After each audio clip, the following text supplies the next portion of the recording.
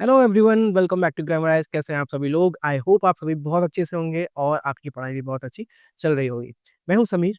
हम लोग पढ़ रहे थे नाउन और नाउन में हम पढ़ रहे थे नाउन की ग्रामेटिकल कैटेगरी जेंडर। जेंडर में हमने जाना कि कैसे हम एक मैस्कुलिन जेंडर को फेमिनाइन जेंडर में कन्वर्ट कर सकते हैं, ट्रांसफॉर्म कर सकते हैं, क्या-क्या सफिक्सेस लगाकर। उसके अलावा हमने जाना कि जेंडर क्या होता है और सेक्स क्या होता है। बहुत सारी बातें हमने जानी। आज हम समझेंगे कि जेंडर बायसनेस क्या होती है इंग्लिश लैंग्वेज में। बायसनेस का मतलब क्या होता है कि किसी एक चीज़ को बहुत ज़्यादा फ़ेवर करना, दूसरी चीज़ को फ़ेवर ना करना। अब होता क्या है ये?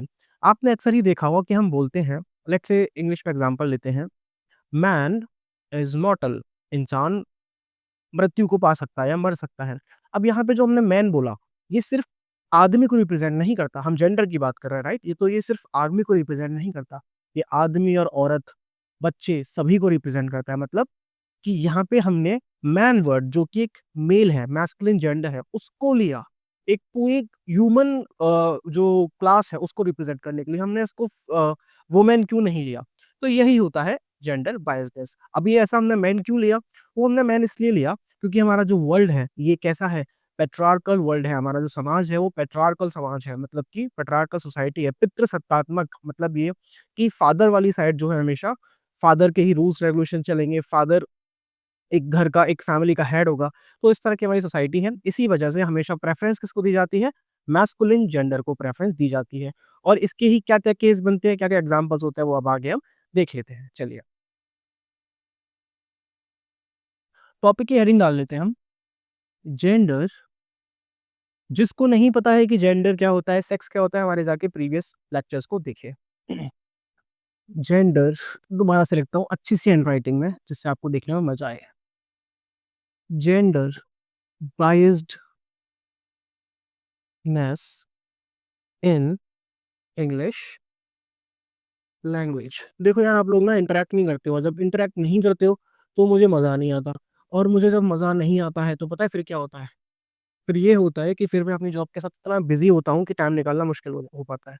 आप जितना मज़ा मुझे देंगे, जितना इंटरैक्शन मुझसे करेंगे, जितनी आप बातें करेंगे, जितना आप कमेंट में अपने डाउट्स पूछेंगे, उतना ही मैं ज़्यादा मोटिवेटेड होऊँगा आपके लेक्चर्स बनाने में, राइट? चलिए, हमने हेडिंग डाली जेंडर बायस्डनेस इन इंग्लिश। अब सबसे पहले हम इसके एग्ज़ाम्पल देख लेते हैं। देखिए, एग्ज़ाम्पल नंबर फर्स्ट हम डाल लेते हैं। आज हम पढ़ते हैं इंडक्टिव तरीके से। इंडक्टिव तरीके का मतलब पहले एग्जाम्पल समझेंगे, उसके बाद कॉन्सेप्ट जो होगा उसको हम लिखेंगे। यूजुअली हम समझते हैं डिडक्टिव तरीके से, मतलब पहले हम कॉन्सेप्ट समझते हैं और उसके बाद जो है उसके एग्जाम्पल्स देखते हैं। मैंने लिखा, मैन इज मॉर्टल। मॉर्टल मतलब बेटा नश्वर। हिंदी में शुद्ध इसकी हिंदी होती है नश्वर, राइट? जो चीजें समाप्त हो सकती हैं, खत्म हो सकती हैं, राइट? तो जो जिंदा है वही तो मरेगा। अब बात उस पे नहीं जाते हैं, बात हम करते हैं मैन की। मेन हमें पता है बेटा क्या है, नाउन है। इतने सालों से, इतने जीवन से, इतने सदियों से हम लोग नाउन पढ़ रहे हैं।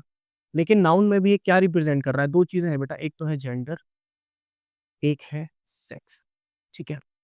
तो बेटा जेंडर इसका जब हम बोलेंगे तो ये क्या होगा?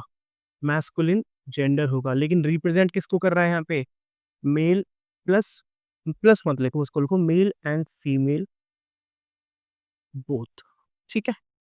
तो यहाँ पे रिप्रेजेंट किसको कर रहा है? मैन इज मॉडल का मतलब मानव जो है, इंसान जो है वो नश्वर है ना? वो मरता है। तो यहाँ पे मानव का मतलब ये नहीं, मैन का मतलब कि सिर्फ आदमी मरता है, औरत नहीं मरती। आदमी भी मरता है, औरत भी मरती है। सबको इंक्लूड करके ये टर्म यूज में यहाँ पे लिया गया है। बात सिर्फ इतनी सी है कि यहाँ पर मैन क्यों लिया गया? कोई भी फेमिनिस्ट जो होगा वो आके पूछेगा कि मैन क्यों लिया गया, वुमन क्यों नहीं लिया गया? ठीक है? उसका जो एग्जाम्पल है, उसका जो लॉजिक है वो मैं आपको समझा चुका हूँ। अच्छा, अब दूसरा एग्जाम्पल देखते हैं। हम लिखते हैं, women is uncivilised without man. इसका मतलब क्या हुआ बेटा? महिला जो है वो आदमी के बिना अनसिविलाइज्ड है। ठीक है?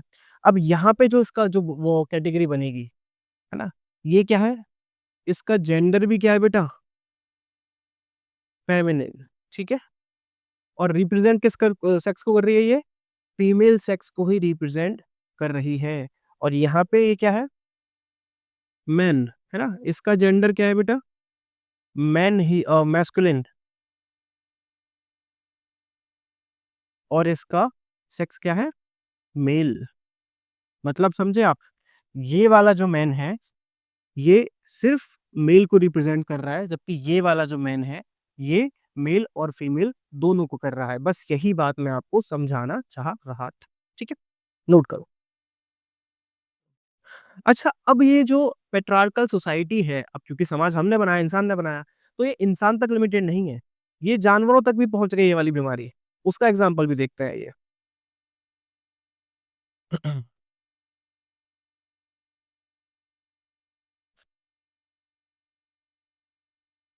मैं बोलूँ, द डॉग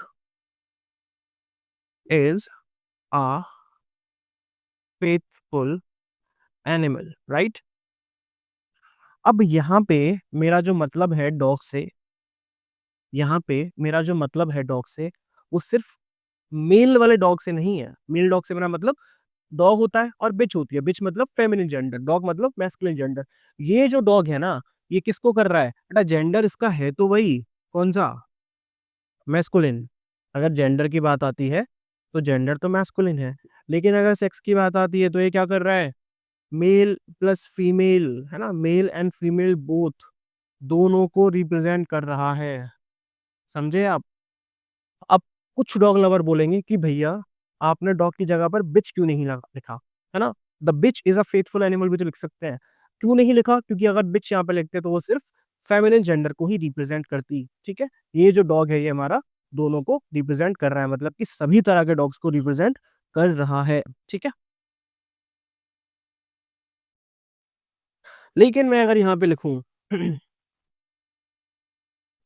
आई, मैं अपना क्यों लिखूं? किसी का और का लिखता हूँ। Varun has a dog and Rohit has a bitch. अब बिच से मतलब मेरा एनिमल वाली बिच का मतलब हो रहा है। ठीक है? कोई ये मत समझ लेना कि बिच का मतलब the way we call female friends.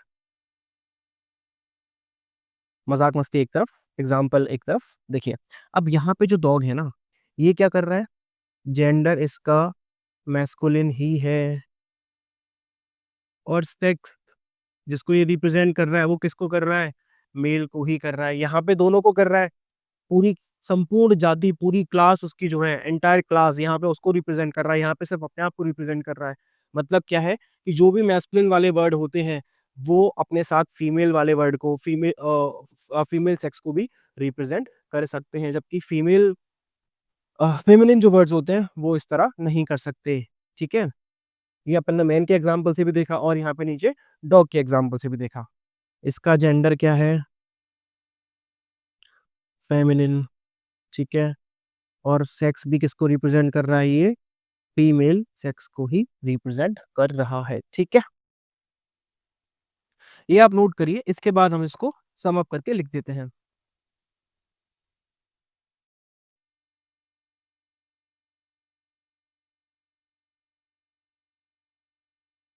मैं ऊपर से इसको रब कर देता हूँ। Have you started recording? Yes we have.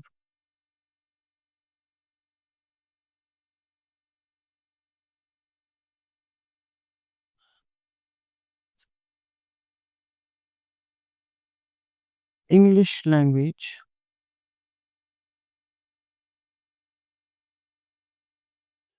Has dominance of masculine gender. ठीक है? It is used to represent entire class. मतलब क्या हुआ? Male and female sex both. ठीक है?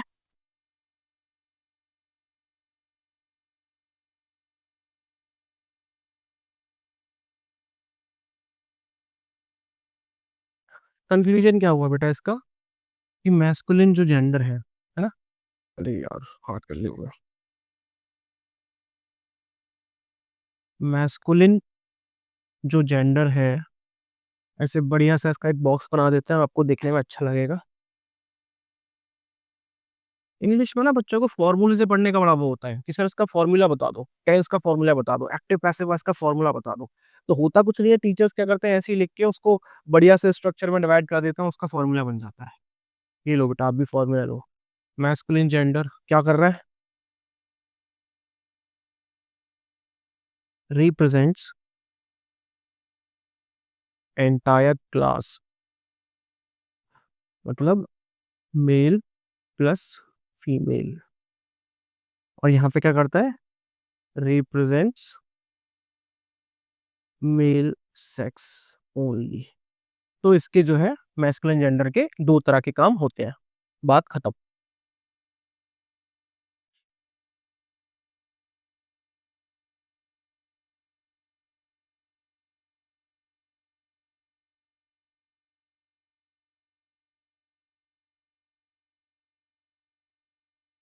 अब कुछ में बोलेंगे लोग कि सर ऐसे फेमिनिन जेंडर का भी लिखवा देते हैं बेटा, क्योंकि लैंग्वेज में तो बायसनेस चल रही है, पार्शियलिटी चल रही है, हमारी क्लास में नहीं होनी चाहिए। वरना लड़कियां बोलेंगी सर आपने मैस्कुलिन जेंडर का लिखा, फेमिनिन जेंडर का नहीं लिखा। तो फेमिनिन जेंडर का भी लिख देते हैं।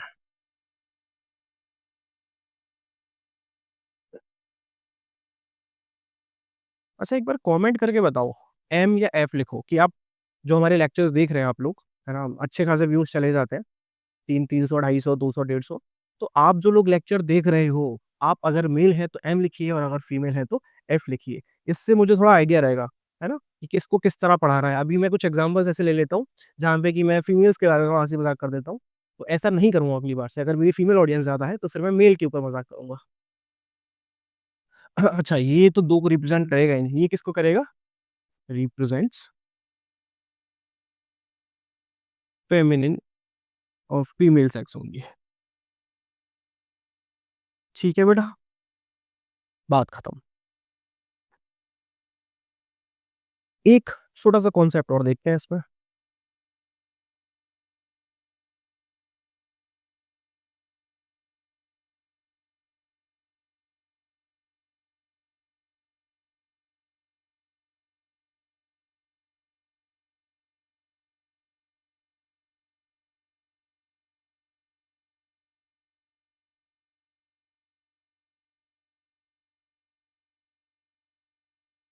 चलिए इसको मिटा देते हैं।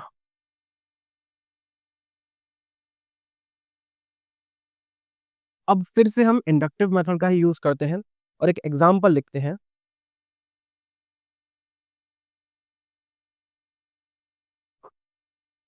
The governor of state, governor of state का मतलब बेटा राज्यपाल, ठीक है, in India is appointed by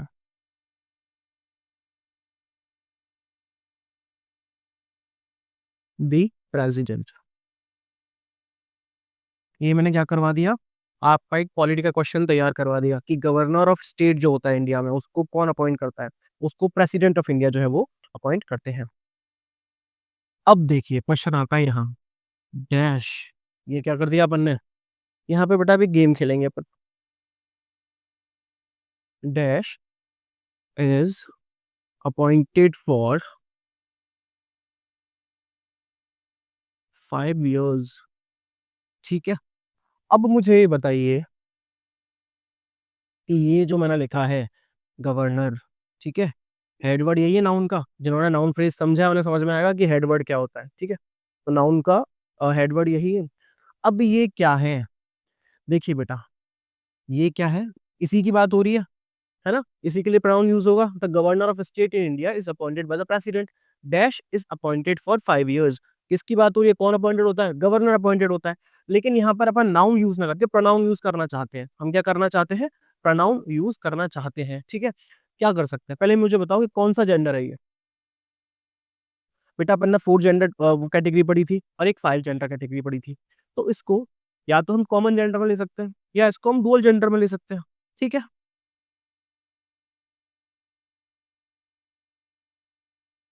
common gender मतलब जैसे डॉक्टर हो गया, जैसे टीचर हो गया, है ना? जहाँ पे कोई भी आ जाए, ठीक है? डुअल जेंडर का मतलब भी वही होता है, ठीक है? जिसके लिए कोई भी प्रोनाउन ही या शी में से यूज़ हो जाए। अब बात यहाँ पे ये आती है, मैंने लिख दिया यहाँ पे कॉमन और डुअल जेंडर, ठीक है? बात ये आती है कि इसके लिए प्रोनाउन क्या यूज़ होगा? हमारे पास ऑप्शन क्या है? ही है, शी है या इट है। तो बेटा इसके लिए हम ऑप्शन जो यूज़ करेंगे, वो करेंगे ही। क्या ऑप्शन यूज़ करेंगे? ही। अब हमने ही ऑप्शन क्यों यूज़ किया? इसका जवाब है ये, जेंडर बायसनेस। ऐसी जगह जहाँ पर हम ही या शी में से कुछ भी यूज़ कर सकते हो, जहाँ पर हम कुछ भी यूज़ कर सकते हो, इट को हटा दो, कन्फ्यूजन क्रिएट करेगा, ठीक है? जहाँ पर हम ही या शी कुछ भी यूज़ कर सकते हो, वहाँ पर हम प्रायोरिटी किसको देंगे? मेल वाला जो प्रोनाउन होगा, उसको देंगे। क्यों देंगे? जेंडर बायसनेस, है ना? हमारी लैंग्वेज में क्या है? जेंडर बायसनेस है, हम मर्दों को पहले रखते हैं आगे। जैसे इंग्लिश में कहा होता है लेडीज़ फर्स्ट, नहीं भाई वो कहने को है। लैंग्वेज के अंदर क्या है? मर्द आगे रहेगा, ठीक है? कैसे आगे रहेगा? ऐसे आगे रहेगा, ठीक है? इसका एक्सप्लेनेशन लिख लेते हैं।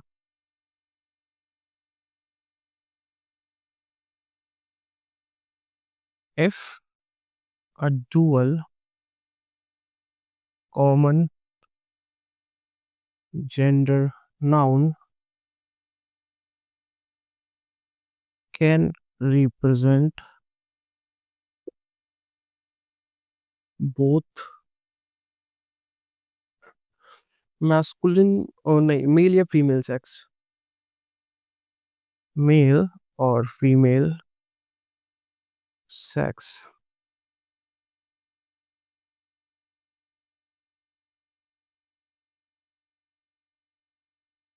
then we give priority to the ये बेटा केस इसमें ही या शी का ही बनता है क्योंकि यही तो प्रोनाउन है जो मेल या फीमेल को रिप्रेजेंट करते हैं। इसके अलावा और कोई प्रोनाउन है ही नहीं, ठीक है? Then we give priority to the male denoting pronoun. E i मतलब दैट इज, ये लैटिन का फ्रेज है ना? दैट इज ही, ठीक है? सजा दिया हमने इसको, चलो नोट कर लो बेटा। इसी के साथ हमारा जो उसका जेंडर जो केस था नाउन का, जो नाउन की ग्रामेटिकल कैटेगरी है जेंडर, वो खत्म हो चुकी है। और अब हम पढ़ेंगे नाउन केस। सॉरी, मैंने उसको जेंडर केस बोल दिया। जेंडर क्या है? ग्रामेटिकल कैटेगरी है। वो हमारी यहाँ पे खत्म हो चुकी है, ठीक है? इससे पहले हमने क्या पढ़ा था? नंबर वाला पढ़ा था, नंबर ग्रामेटिकल कैटेगरी पढ़ी थी, वो अच्छी खासी लंबे लेक्चर्स में चली थी। अब हम शुरुआत करेंगे नाउन केस की, ठीक है?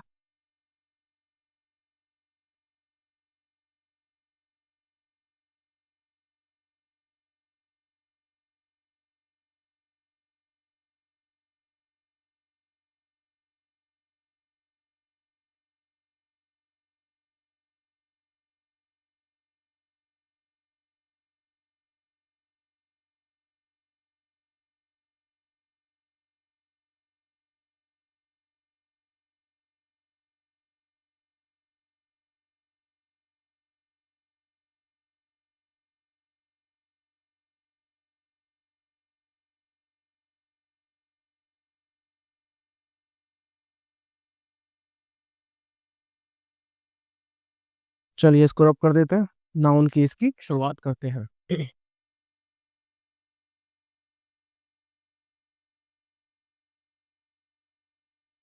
आपकी समझ के लिए मैं बता दूं,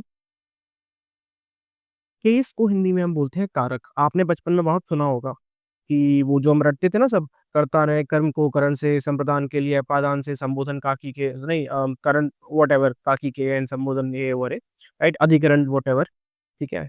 तो हिंदी के साथ रिलेट करके मैं आपको कंफ्यूजन में नहीं डालूंगा, क्योंकि हर चीज़ ट्रांसलेट नहीं करी जा सकती है और बहुत ही ज़्यादा कंफ्यूज करती है। हमारी एक बड़ी गंदी आदत होती है कि हम हिंदी में हर चीज़ को ट्रांसलेट करते हैं और फिर उसका इंग्लिश वर्जन ढूंढते हैं। तो हमारा जो माइंड है, इसीलिए हम इंग्लिश बोल नहीं पाते हैं, क्योंकि हमारे माइंड में क्या कर रहे हैं, हम लोग ट्रांसलेट कर रहे हैं। तो फ्लुएंसी हमारी जनरेट नहीं हो पाती है। इसीलिए मैं कोशिश करता हूँ कि आपको इंग्लिश की चीज़ें इंग्लिश में ही सिखाई जाएँ, ठीक है? बस ये आपकी अंडरस्टैंडिंग के लिए मैंने बताया कि केस को हम क्या बोलते हैं हिंदी में, कारक बोलते हैं, तो वही सारी चीज़ें हम यहाँ पे पढ़ेंगे। होते ये हमारे 8 हैं, हिंदी में भी होते हैं 8, इंग्लिश में भी 8 ही होते हैं, लेकिन अपने काम में 3 ही आते हैं, ठीक है? हेडिंग डालते हैं नाउन केस। अब केस क्या है? ग्रामेटिकल कैटेगरी है। ग्रामेटिकल कैटेगरी क्या है? ये देखना है तो आप पार्ट्स ऑफ स्पीच के लेक्चर्स देखिए।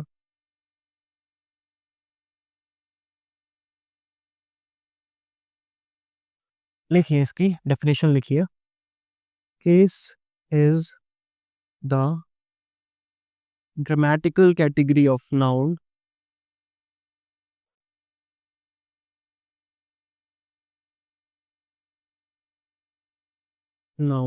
अच्छा, अब सेंटेंस में नाउन है ना यहाँ पे, तो केस तो प्रोनाउन का भी आ सकता है, ठीक है? प्रोनाउन क्या है? आसान भाषा में इसको समझाऊं तो एक तरह से इसको ऐसे मान के चलो कि प्रोनाउन है नाउन का बेटा।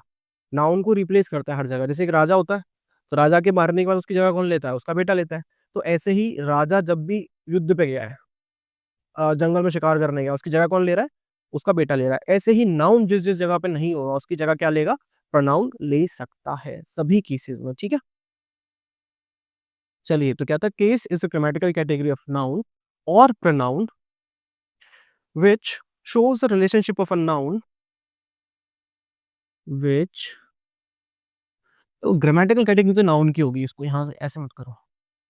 which a category of noun which shows the relationship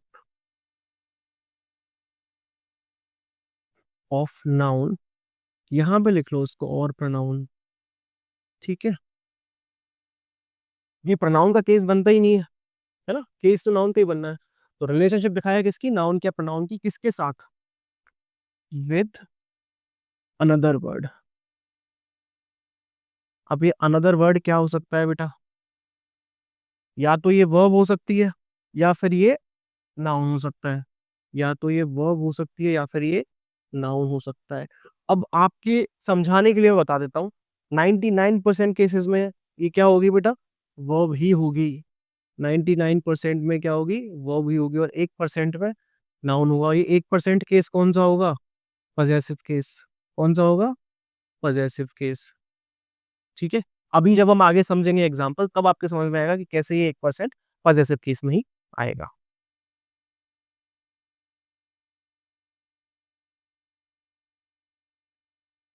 देखो, आपके समझाने के लिए इसको और आसान कर देता हूँ।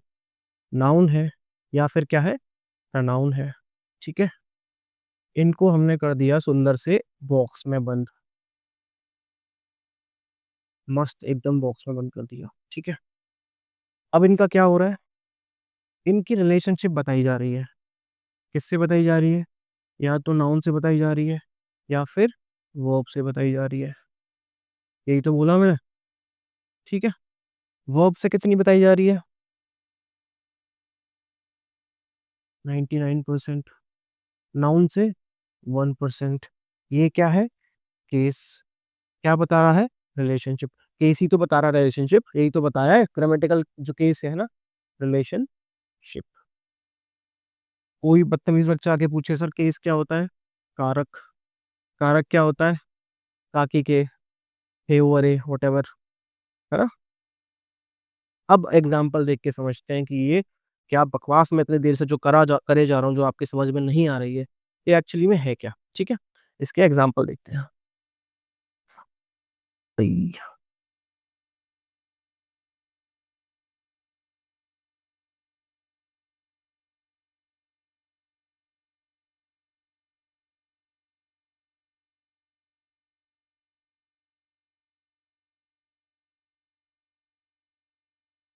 पहला एग्जाम्पल,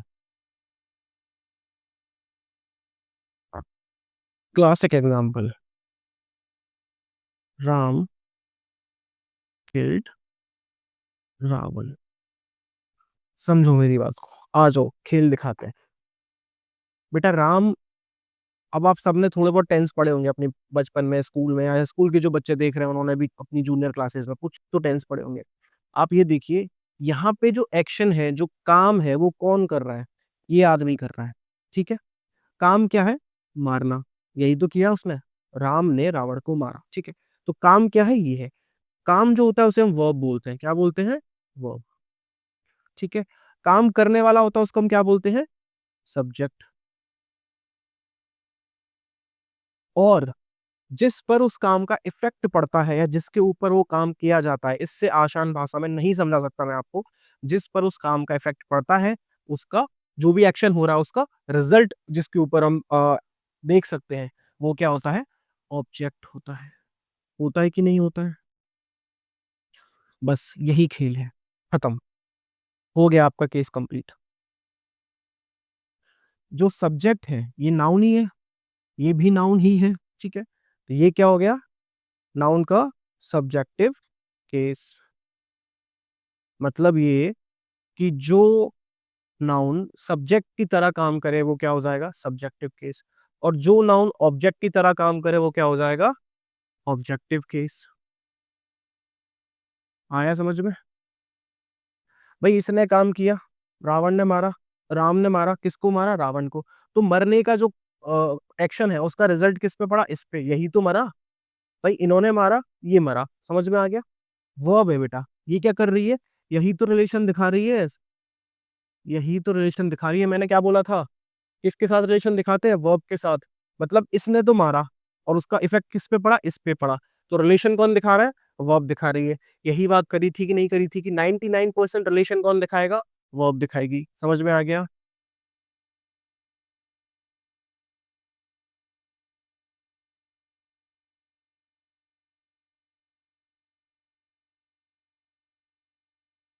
एक और केस देख लेते हैं।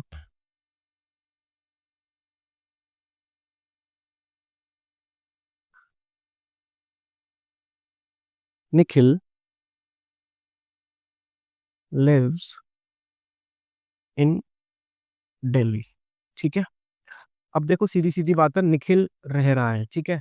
ये क्या है बेटा? वर्ब है। सबसे पहले जब भी हम सेंटेंस को डिकोड करते हैं उसमें हम वर्ब ढूँढते हैं, ठीक है?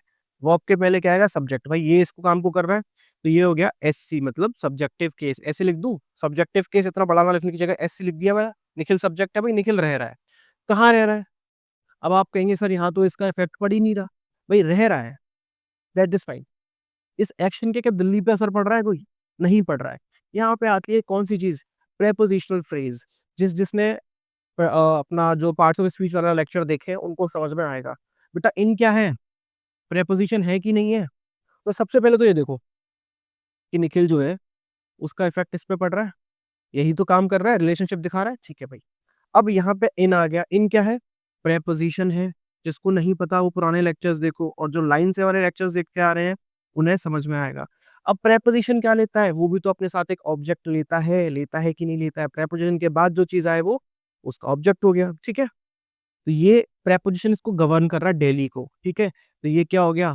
ऑब्जेक्टिव केस, है ना? इसको अपन ओसी भी लिख सकते थे, ठीक है? लेकिन रह कहाँ रहा है की बात आएगी तो क्या आएगा? डेली। तो रिलेशन तो इसका अब भी बन रहा है। रिलेशन इसका अब भी बन रहा है, लेकिन ये यहाँ पे वर्ब का ऑब्जेक्ट ना होके प्रेपोज़िशन का ऑब्जेक्ट है। समझ में आ गया? रिश्ता तो अब भी है। कहाँ रह रहा है? दिल्ली में रह रहा है। आंसर दिल्ली आएगा उसका। समझ में आया? ये क्या बन गया? Objective case. हम यही समझ रहे थे कि सब्जेक्टिव केस और ऑब्जेक्टिव केस क्या होता है, ठीक है? अब इसका तीसरा एक बनता है पॉसेसिव केस, है ना? 1% जो रह गया। देखो यहाँ भी वर्ब से रिश्ता हुआ, यहाँ भी वर्ब से रिश्ता हुआ। इनकी जोड़ी कौन बना रहा है? वर्ब बना रहा है।